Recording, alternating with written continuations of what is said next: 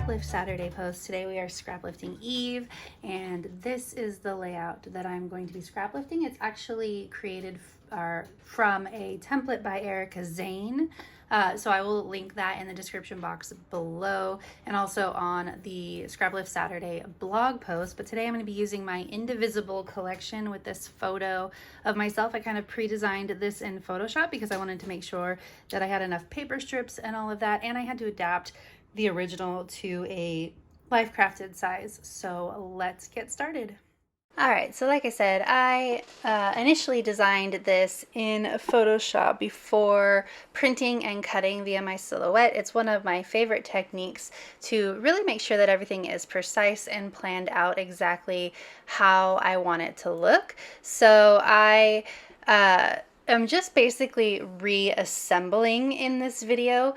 But the trick is in the reassembling when you are doing a life crafted layout that has holes in the middle, and I have to make sure that the middle of this page isn't too chunky to get into the hole puncher. So I'm trying to put together the middle, like the center portion of this page first. Now I printed all this at home instead of at Office Depot, so the paper is very easy to tear and pull everything off the top of, so I have to be very careful when putting this together. You can see that I pre-printed my journaling on the page so that it would wrap around my my composition.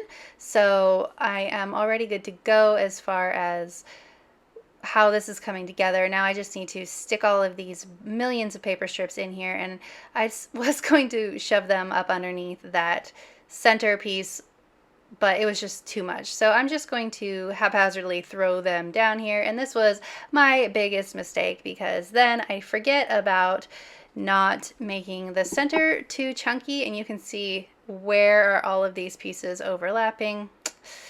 Dead center. Of course they are, and I was not thinking about that when I was putting this together. So when I do go to cut this apart and punch holes, it's a struggle, and I'm going to cut that whole struggle out because it's just me fighting with the the hole puncher.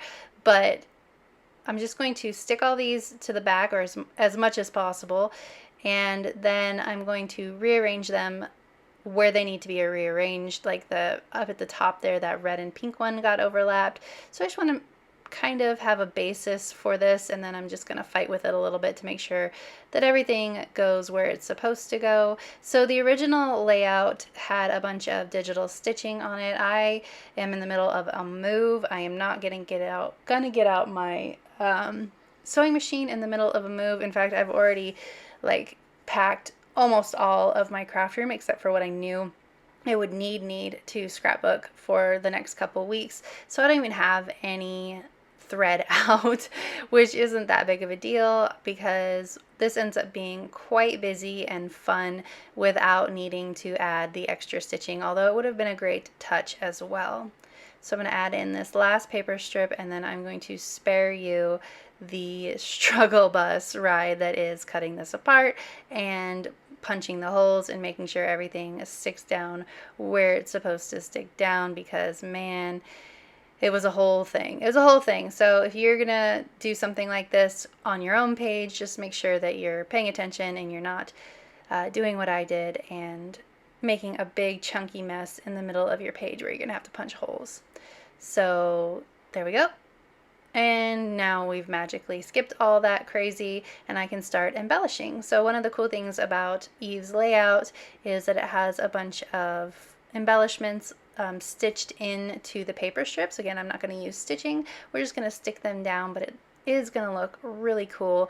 And I like the way that the embellishing sort of breaks all of the stripes of the paper strips and creates just like a little bit better of a composition than just having all of these paper strips just going crazy. You can see I'm bridging them together and sort of mitigating them in some places, like that big blue piece right there now has these chevrons over the top of them, so it adds to it, and it bridges the gap between that and the skinny blue piece. So it's just kind of a fun way to embellish. I'm using them as guides, but also making sure that they are not completely in line with the paper strips themselves.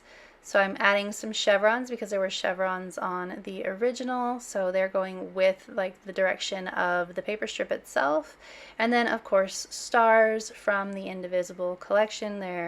Stars are always easy to use, and since this is a patriotic collection, then we are going to embrace all of the stars.